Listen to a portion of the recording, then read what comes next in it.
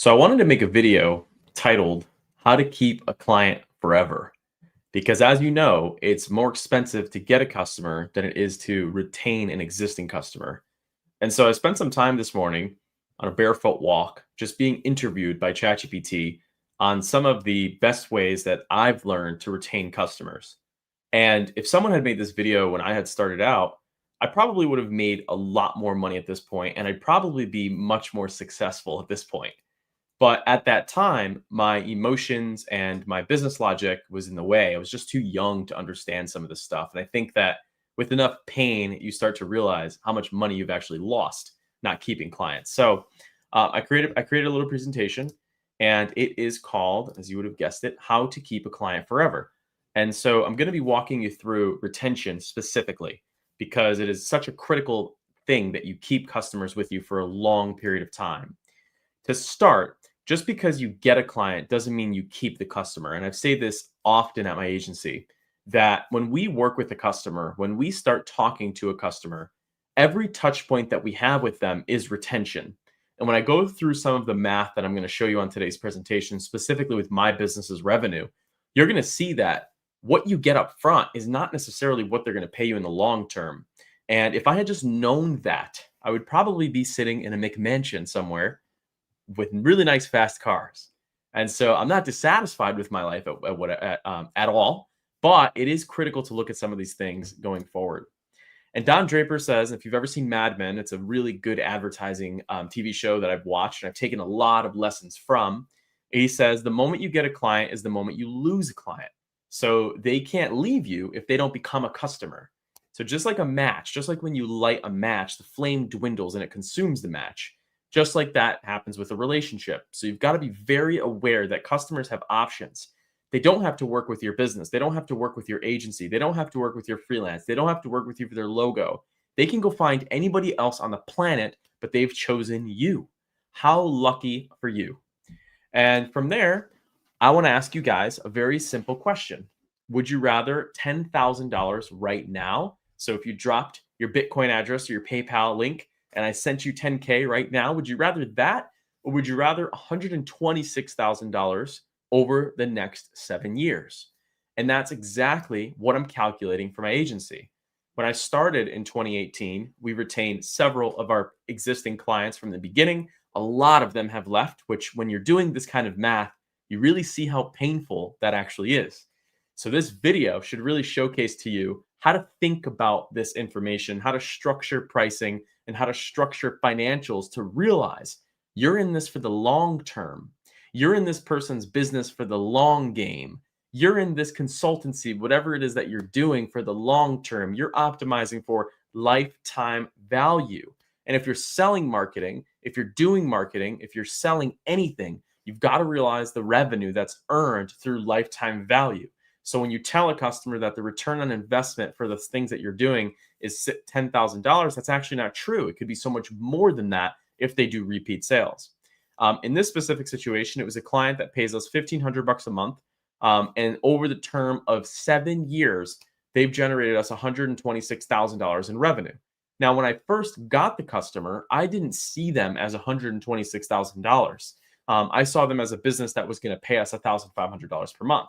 Now, as we continued to renew that customer, that's where they turned into that $126,000. What would you do with $126,000? What would you do with $1,500? They're two different numbers, but I'm going to try to frame your mindset during this video to start thinking long term so that you can accomplish whatever goals that you're looking to accomplish, whether you're at a job and you're trying to keep your clients, whether you run an agency and you're potentially looking to sell one day, these numbers are going to be super critical, or whether you're a freelancer and you want to make $150,000, $200,000 a year in gross revenue and you want to make a good income, this video is for you. So when I started thinking about this way, it changed the way I sell everything because that $1,500 is lucrative one time. But if you look at it over the term of 84 months, it's a pretty good down payment on a house. So let's continue.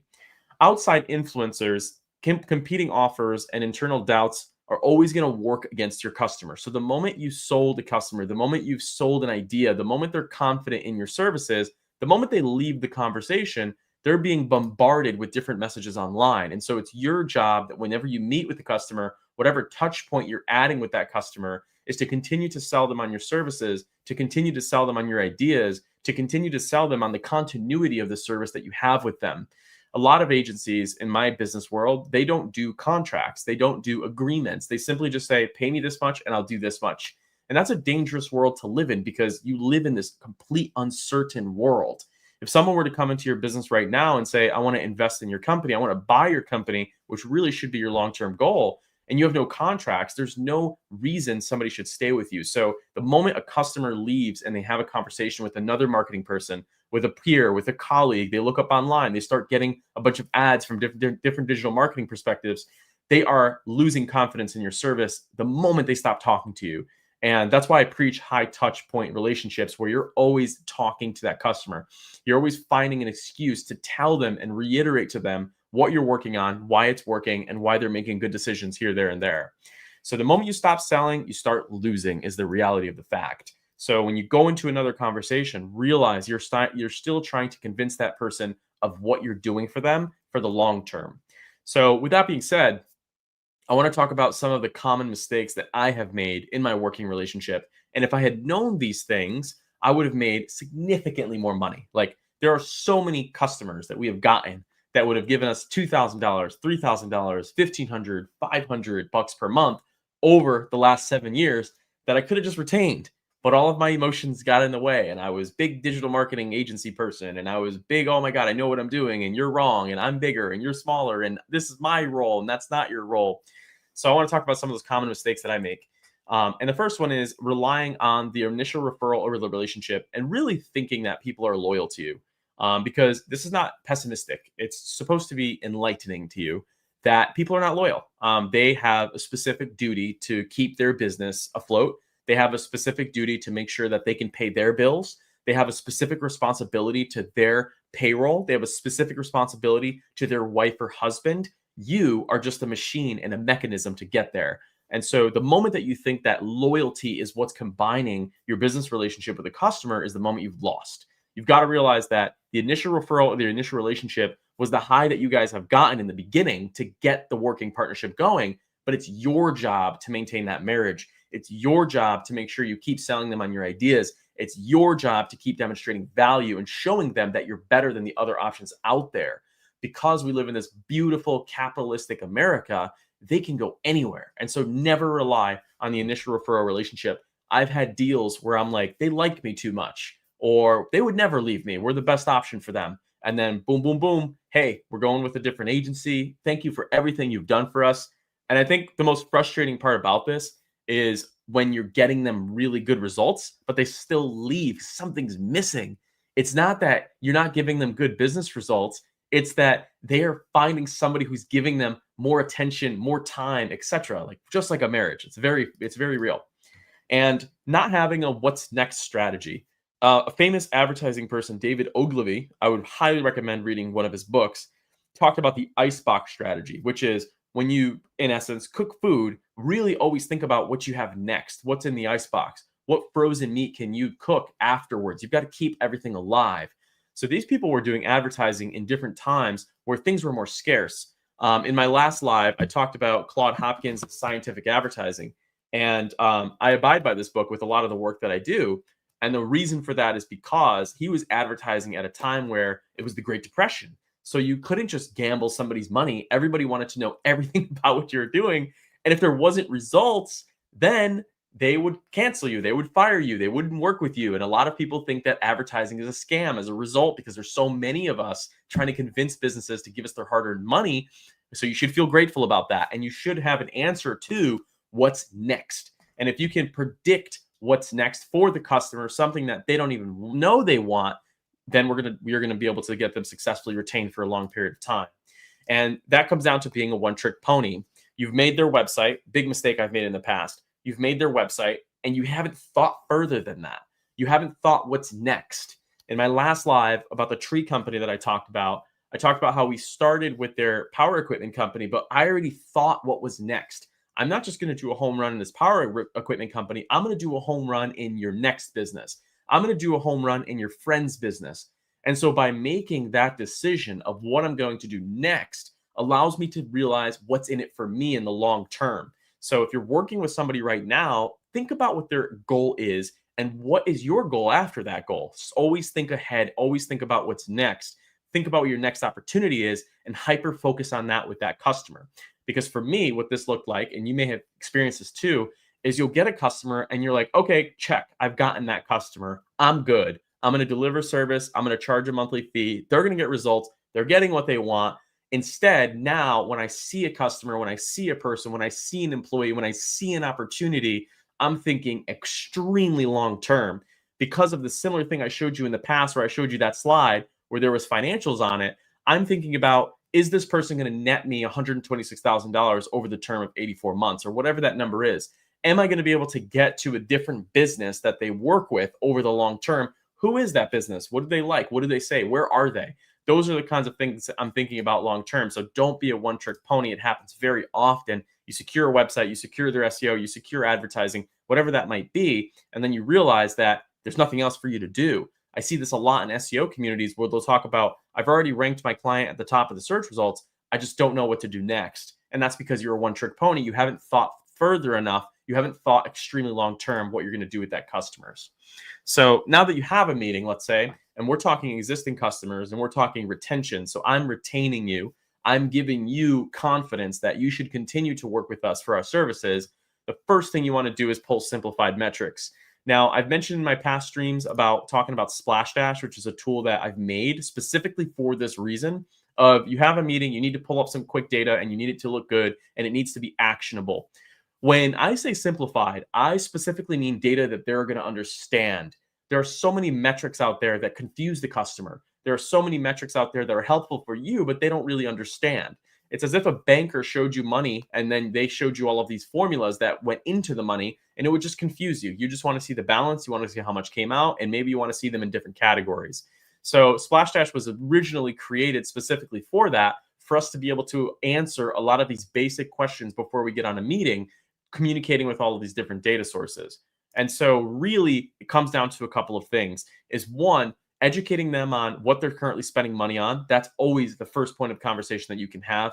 And I found it's healthy to talk about the money on an ongoing basis because then it adds extreme clarity. You don't want to get into a money war with the customer. That's never healthy. You don't want to get into a conversation where they don't know how much they're spending and you don't know how much you're charging. You want to have that stuff prepared before you get onto a meeting at all costs. And reviewing that budget creates a healthy money conversation with the customer because when you go to ask them for more money or when they ask you to spend less money, you have defensible reasons as to why they should continue to spend or they should cut, etc. So I always find it really appropriate when I'm preparing for a meeting to review what they're currently spending money on and justifying that.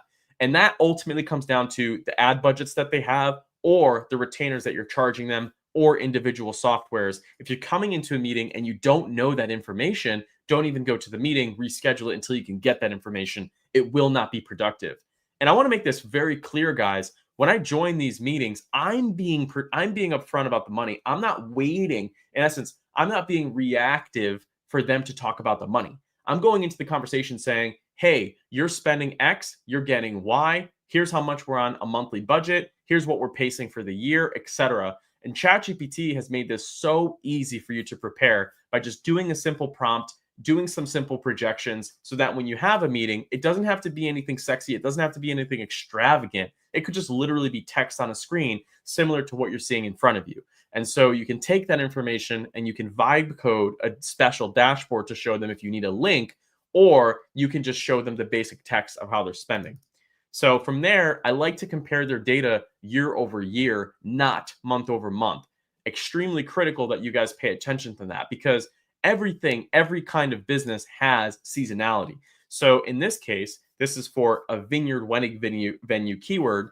In November, they skyrocket. In June, they skyrocket. So it doesn't make sense for us to compare November to September. That makes no sense. So when we look at comparisons, we're always going year over year because of seasonality.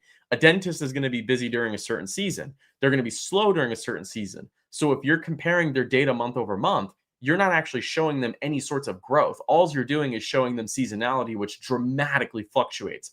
Real growth happens year over year. And so you want to showcase November versus last November, December versus last December, and then show them the metrics. And really, we're looking at a few core things. One is their basic site metrics that you can pull through things like Google Analytics. And two is call volume, lead volume, etc. Rankings, if you want to get that deep, those kinds of things. You really want to showcase to them how they're improving year over year. And that's where we utilize the call and contact form data. I'm relentless going into preparation for meetings, literally listening to the customer's phone calls and reading all of their contact form submissions. It's easy to look at 500 people went to your website, when in reality, that doesn't really mean much to the business. But when you can show them a name, when you can show them a call, when you can show them that you're listening to each of their contact form submissions coming in, guys, those are real human beings with real first names and last names, with real trauma that they've gone through in their life, with real insecurities, with real happy days, sad days, with real opinions, with real political ideas, with real families. These are real human beings. They're not just numbers. And so when you go into a conversation, most of the times, I don't even talk about traffic.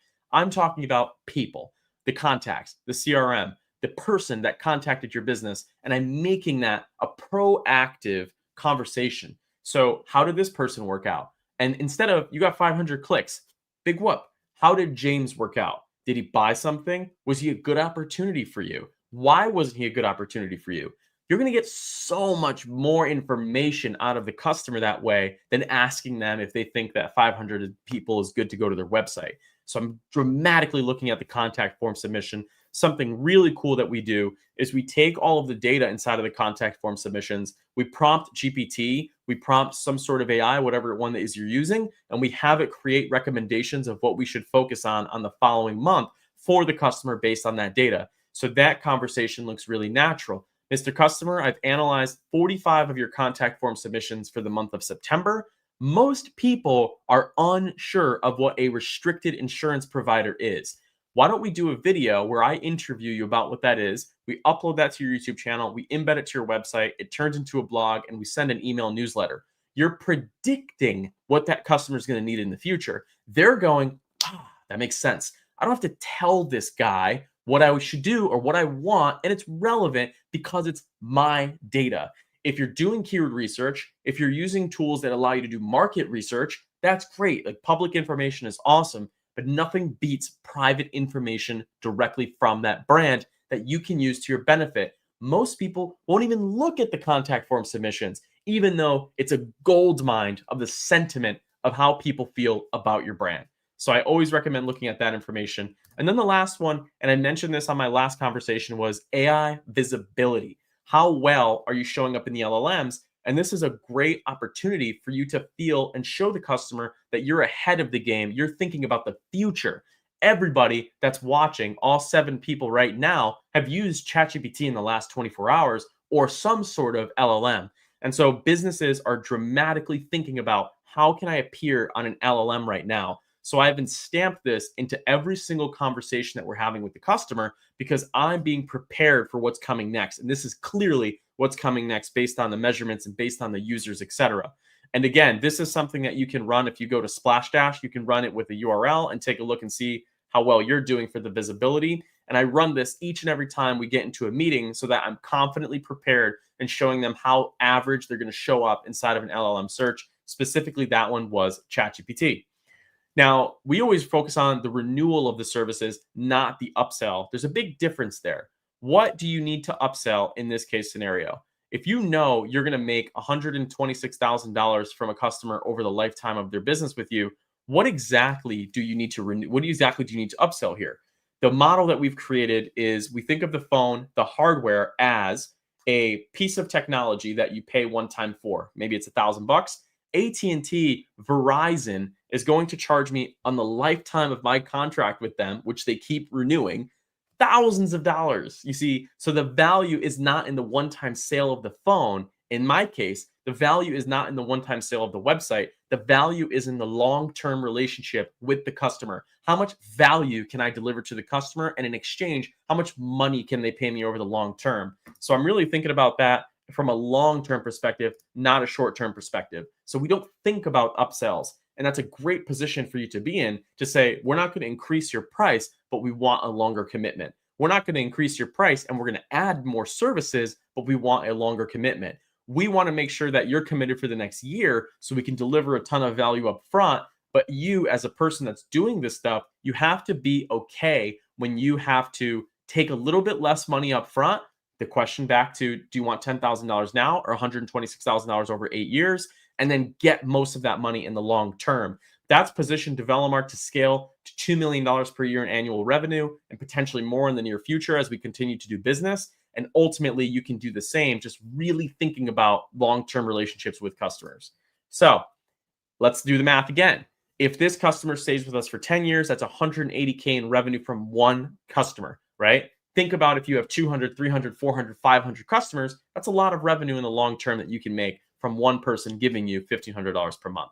So now let's talk about a structure that we follow during a meeting.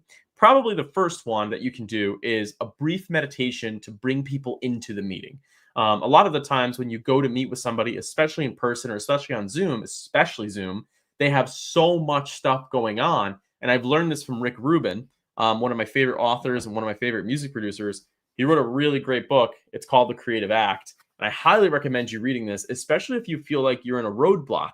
I myself am in a roadblock right now, trying to think about what my next steps are for my agency and my software company, everything along those lines.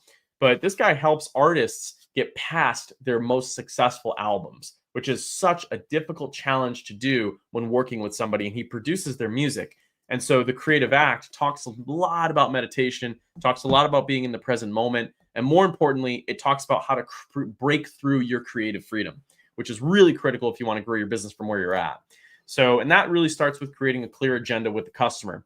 And it sounds weird. Like if I had said, hey, Mark, we're going to meet for an hour. We're going to talk about your goals. We're going to review your metrics. We're going to add a Q&A session. You'll give me your thoughts, and then I'll outline the next steps. Automatically, you frame that conversation from avoiding some of the most annoying parts about a meeting. Maybe you go over the meeting, and if you set the agenda, the customer would have known you would only have an hour. If they start talking about something completely outside of the agenda, you now have a reason to reel them back into the conversation. These are all these icebreaker moments happening when you are the confident SEO digital marketing professional that's setting a clear agenda with the customer by reviewing their goals and reviewing their metrics, which leads me to the I'm not in a rush statement. This is something that I have ingrained in my culture of my agency, in my culture of my business, and my culture of my life. Probably 2 years ago, I was having a really hard time from a mental perspective and from a mental health perspective, so much so that I got really into Buddhism. I got really into therapy. I got really into this 2-week retreat that you can go on, no phones, no cell phone, no nothing. And it all came down to me saying this simple sentence to most people in my life is when they ask for a request, when they want to talk about something, when they feel like I'm in a rush because maybe they're in a rush, I simply tell them I'm not in a rush. And that alleviates so much of the anxiety in the room because they know that you're there for them. They know you're busy. They know you have a meeting that's coming up. They know you have kids to attend to. They know you have family. They know you have school. They know you have personal achievement. All of these things we all have. But this one simple sentence, I'm telling you guys to try it, is just, Mark, thanks for joining the meeting today. I just wanted to let you know I am not in a rush. So we can spend as much time as you need talking about this topic of conversation, whatever that topic of conversation is. And you want to reiterate goals and cost of inaction. There's a really common psychological move called the loss aversion, which is basically that people will feel more pain than they will with gaining something. So if I were to give you $100, you wouldn't feel as good as if you were losing $100. You'd feel worse if you lost $100. And so all the times when I talk to a customer, I ask them this simple question is, what's that loss? If you don't achieve X goal, what's at risk? What would happen in the event that that didn't work? Would you have to lay off employees? Would competitors recruit your employees? Would you have to do more of the work yourself? If you did more of the work yourself, would that take you away from your friends and family? But your child's growing up, and so you want to be there for the soccer game. So the leads that you're going to get is going to allow your team to stay busy so they continue to grow, so you don't have churn, so you can spend time at the soccer games with your kids. You guys need to remember people have valuable things outside of work. And so you want to position that not to your benefit. You're not trying to be manipulative. That's not what I'm saying. What I am saying, however, is that you need to remind people of what's at loss. This is such a critical sales tactic and just a critical entrepreneurship tactic at all times. If you don't do something, what do you lose? You're always losing and gaining. So for me, if I don't grow my agency, what is the risk there? I'd rather think about the risk. I'd rather pay more attention to the risk than think about the gain and fairy tale the gain, right? So for me, the gain is more money. Big whoop. What can I really do with more money? I can hire more people, which is ultimately increasing valuation. So one day I have a big sale. Once I have all the money, what do I do with it? I guess I buy a Nissan GTR, and I guess I buy a nice house, and I guess I buy a boat, and I guess I do all the typical things that people do with money. That doesn't really excite me though. What excites me is the personal value, the connections, the network, the prestige, the status. Those are the things that I enjoy personally and physically. And so you really want to think about risk aversion when you're working with a customer. And really, that's a simple pain point, which is what's at risk? What would you lose if this didn't work? You told me your goal is to get X, Y, more plumbing leads so you can grow this year. If that doesn't happen, walk me through what that would look like. Now you have ammo. Now you have a reason to continue the conversation positively. And you always want to lead the conversation with facts. I'll tell you a quick story that happened a couple of months ago. I was at a bar that we were doing digital marketing for and still are, because remember, lifetime value for a customer is way more important than what you make in the short term. And a table of 20 people came in and I asked them, how do you think that table found you? And they said, it's probably a birthday party. So I walked up to the table, back to scientific advertising. I really recommend you guys read this. The business owner, the board members, they have no idea what their customers actually go to them for. And so you go there, and the girl looked up to me and she goes, we're actually here because we're part of a roller skating competition.